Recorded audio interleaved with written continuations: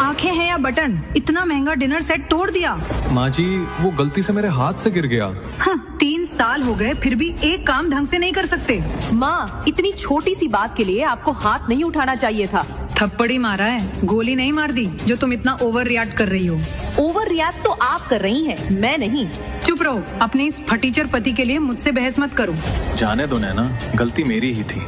अथर्व को पिछले 3 सालों में इन सब चीजों की आदत हो गई थी। चाहे गलती किसी की भी हो, दोषी वही होता था। नैना के दादाजी की जिद पर हुई इस शादी को कोई नहीं मानता था, नैना भी नहीं। लेकिन उसने कभी अथर्व की बेइज्जती नहीं की और पिछले कुछ दिनों से उसके दिल में अथर्व के लिए एक सॉफ्ट कॉर्नर भी बनने लगा था। लेकिन उसी रात जब पूरा घर सो रहा था, अचानक अथर्व का फोन बजा और वो चुपचाप बालकनी में चला गया।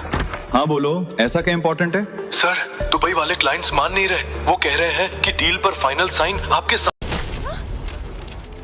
हाय जाने मन, एक रात का क्या रेट है तेरा?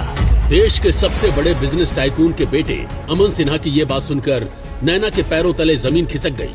उसने कांपती आंखों से अपने पति अथर्व की ओर देखा। कायर है ये, बस नाम का पति है, फटीचर कहीं का। इसी के साथ नैना की आंखों के सामने 3 साल पहले की यादें तैरने लगी। 3 साल पहले खूबसूरत नैना की शादी उसके दादाजी ने गरीब फटीचर अथर्व से करवा दी थी। शहर में बदनामी के डर से नैना के माँ बाप ने इस रिश्ते को दुनिया से छुपा लिया और अपने ही दामाद को घर का नौकर बनाकर रख दिया। कहाँ मर गया बे निकम्मे?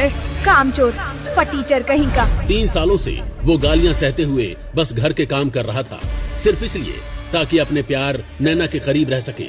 वैसे पिछले 3 सालों से अथर्व नीचे ही सो रहा था। नैना समझ गई थी अथर्व बस एक मासूम सा लड़का है जो कभी उसे नजरें उठाकर भी नहीं देखता।